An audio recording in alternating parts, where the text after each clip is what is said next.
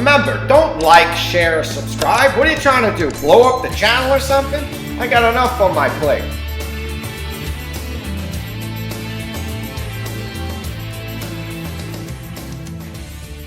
So, another great episode of the Whatever podcast. And it seems that this panel is talking about dating. Modern women, men, expectations. The clips that we're going to look at encounter us and acquaint us to a dating coach, I guess. I guess that's what she is, a relationship coach. I have no idea. This is the gal with all the tattooing on her chest. And Brian's going to ask her, in reality, what she brings to the table. Because when you're coupling with somebody, it's like any great business transaction or two people coming together for mutual benefit, a symbiosis of sorts, if you will. People have to bring some type of skill set, ability, quality, complementary to the other person so that these two people or business entities, whatever, plug into one another, and the mutual benefit realized by the association in this relationship is good, beneficial, productive for everyone involved. So he's just simply saying, well, if you meet a man, what do you bring to the table? Let's find out what she says. What do you bring to the table? Disregarding your actual objections to somebody asking you that question, what do you bring to the table? I'm not going to answer this question. This is just something that I wouldn't answer in a date. I'm not going to answer here. Fine. I'm not going to answer how many books I've read. Okay. It's that power dynamic. And I know a lot of you don't see this and don't maybe even have that level of understanding or discernment, and it's a different generation, but it's a thing. Howard, do you expect a guy to pay on the first date? Yes. That's a great question. That is a good question. Should we go around the table with that one? Give me just a sec, dude. We'll go around the table on that. Raven Thank you, Raven. donated $100. The answer is nothing. She brings nothing to the table. Nothing.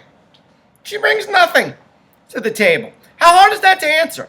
Now, if I'm sitting across from her on a date, it's very unlikely that I'm going to say, so listen, what do you bring to this whole relationship?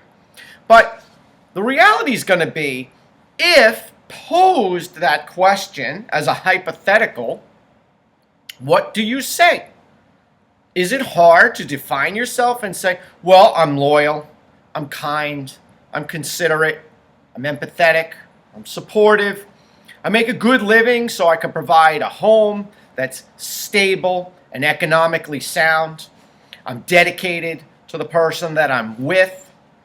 If I'm on your team, I will go to the ends of the earth for you. I even tell some of my best friends and even my closest colleagues, friends, you need me 2 o'clock in the morning and I'll come running. How hard is that to answer as a question, right? But obviously she doesn't bring anything to the table. Well, let's see where it goes from here, because you know it goes nowhere but down. That's what he's inferring by your choice to omit answering that question. But, okay, so what do you expect men to bring to the table? Integrity, clarity, consistency, strong connection to divinity, not necessarily religion, but some kind of purpose-based lifestyle, emotional availability, emotional maturity. So what is the female equivalent of that? The same. Then why wouldn't you just say that at the table when he asks you? I could repeat myself over and over again. This audience and everything is a very specific subset of the population, a small percentage of the population. So a lot of people aren't really watching this. The majority of people aren't watching this. No offense, you guys have a great following, and they're not into this community. So I'm wanting somebody outside of this small community. Into the mic, So please. I'm just wanting somebody outside of this small community. And once I see that somebody is kind of programmed by this community, and we could get into like the matrix and the red pill and the blue pill. Right, and but how that's not my question. Why would you not just say those same things that you just said? I'm sorry. Remember, she's a relationship therapist, allegedly. I believe that's who she is. Imbalanced, not a good person. She knows, and this is the problem with modern dating, is that people want to know what you are bringing to the table, as opposed to you know what you offer to the other person. So we're in such a time in society where it's everything about what can you do for me. That's a problem. As opposed to these are the things about me that I can offer to you. She can't even answer that question. And she's so concerned that usually the people that I'm sure watch the whatever podcast tend to lean a little more to the right. They have more traditional value systems.